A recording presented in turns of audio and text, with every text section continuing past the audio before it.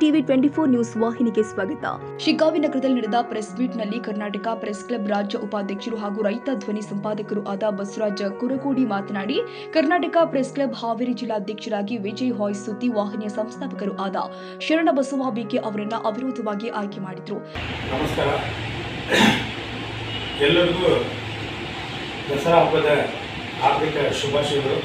ವಿಶೇಷವಾಗಿ ಇವತ್ತು ನಮ್ಮ ಕರ್ನಾಟಕ ಪ್ರೆಸ್ ಕ್ಲಬ್ಬಿನ ಒಂದು ವಿಶೇಷ ದಿನ ಅಂದರೆ ಹಾವೇರಿ ಜಿಲ್ಲೆಯಲ್ಲಿ ನಾವು ಇನ್ನೂ ಪದಾಧಿಕಾರಿಗಳ ಆಯ್ಕೆ ಮಾಡಿರಲಿಲ್ಲ, ಎಲ್ಲ ಜಿಲ್ಲೆಗಳಲ್ಲಿ ಮಾಡಿದ್ದೀವಿ. ವಿಶೇಷವಾಗಿ ಇವತ್ತು ನಮ್ಮ ಸ್ನೇಹಿತರು ಹಾಗೂ ನಮ್ಮ ಸಂಬಂಧಿಕರಾದಂಥ ಶರಣಬಸವ ಕಿವಣ್ಣವರು ಅಂದರೆ ವಿಜಯ್ ವಾಯ್ಸಿನ ಸಂಪಾದಕರಾದಂಥ ಶರಣಬಸಪ್ಪ ಅವರಿಗೆ ಇವತ್ತು ನಮ್ಮ ಹಾವೇರಿ ಜಿಲ್ಲಾ ಒಂದು ಈ ಪ್ರೆಸ್ ಕ್ಲಬ್ಬಿನ ಸಾರಥ್ಯ ಹಾಗೂ ಎಲ್ಲರ ಒಮ್ಮತದಿಂದ ಇವತ್ತು ಅವ್ರನ್ನ ಜಿಲ್ಲಾ ಕಮಿಟಿಗೆ ಜಿಲ್ಲಾಧ್ಯಕ್ಷರನ್ನಾಗಿ ನಾವು ನಮ್ಮ ಪ್ರೆಸ್ ಕ್ಲಬ್ನಿಂದ ಮುಕ್ತವಾಗಿ ನಮ್ಮ ಸಂಸ್ಥೆಗೆ ಸ್ವಾಗತ ಮತ್ತು ಆಯ್ಕೆಯನ್ನು ಕೂಡ ಮಾಡಿದ್ದೀವಿ.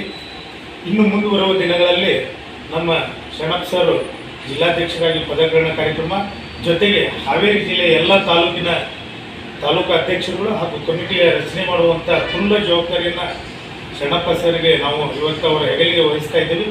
ಅವರು ಪ್ರಾಮಾಣಿಕವಾಗಿ ಎಲ್ಲ ಕೆಲಸ ಮಾಡ್ತಾರೆ ಅಂತೇಳಿ ನನಗೆ ತುಂಬ ಭರವಸೆ ಇದೆ.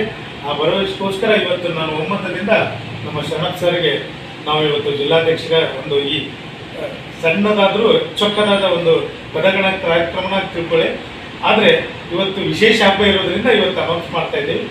ತಾವೆಲ್ಲ ಇವತ್ತು ನಮಗೆಲ್ಲ ಹರಿಸಿ ಈ ಕರ್ನಾಟಕ ಪ್ರೆಸ್ ಕ್ಲಬ್ ರಾಜ್ಯಾದ್ಯಂತ ಎಲ್ಲ ಜಿಲ್ಲೆಗಳು ಕೂಡ ಇದೆ. ಅದೇ ರೀತಿ ನಮ್ಮ ಹಾವೇರಿಯಲ್ಲಿ ಮುಂಬರುವ ದಿನಗಳಲ್ಲಿ ಒಂದು ದೊಡ್ಡ ಪ್ರಮಾಣದ ಎಲ್ಲ ತಾಲೂಕು ಅಧ್ಯಕ್ಷರುಗಳು ಹಾಗೂ ಜಿಲ್ಲಾ ಅಧ್ಯಕ್ಷರ ಪದಗಳ ಕಾರ್ಯಕ್ರಮ ಮಾಡಿ ಇದನ್ನು ಮುನ್ನಡೆಸ್ಕೊಂಡು ಹೋಗ್ತೇವೆ ಅಂತೇಳಿ ನಾವು 4 ಮಾತುಗಳನ್ನು ಎಲ್ಲರಿಗೂ ಕೂಡ ವಿಜಯದಶಮಿಯ ಹಾರ್ದಿಕ ಶುಭಾಶಯಗಳೊಂದಿಗೆ ಈ ವಿಜಯದಶಮಿಯ ದಿನದಂದು ಶುಭ ದಿನದಂದು ಇವತ್ತು ನಮ್ಮ ಕರ್ನಾಟಕ ಪ್ರೆಸ್ ಕ್ಲಬ್ನ ರಾಜ್ಯ ಉಪಾಧ್ಯಕ್ಷರಾದಂಥ ಬಸವರಾಜ ಕುರಕೋಡಿ ಅವರು ನಮಗೆ ಒಂದು ಜವಾಬ್ದಾರಿಯನ್ನು ವಹಿಸ್ತಾ ಇದ್ದಾರೆ.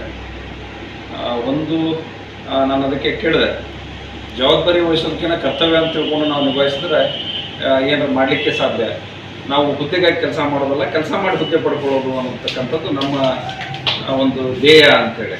ಅದ್ರ ಜೊತೆಗೆ ನಮ್ಮ ಪಬ್ಲಿಕ್ ನೆಸ್ಟ್ನ ಇವರು ರಮೇಶ್ ಅವರಿದ್ದಾರೆ, ನಮ್ಮ ದೀಪಕ್ ಅವರಿದ್ದಾರೆ, ನಮ್ಮ ರವಿ ಅವರು ಮತ್ತು ನಮ್ಮ ಮಲ್ಲಿಕಾರ್ಜುನ್ ಅವರು, ಇವರೆಲ್ಲರ ಸಮ್ಮುಖದಲ್ಲಿ ಇವರೆಲ್ಲರೂ ಕೂಡ ನನಗೆ ಒಂದು ತುಂಬ ಖುಷಿಯಿಂದ ಇವತ್ತು ಶುಭ ದಿನದಂದು ನನಗೆ ಒಂದು ಜವಾಬ್ದಾರಿಯನ್ನು ವಹಿಸಿದ್ದಾರೆ.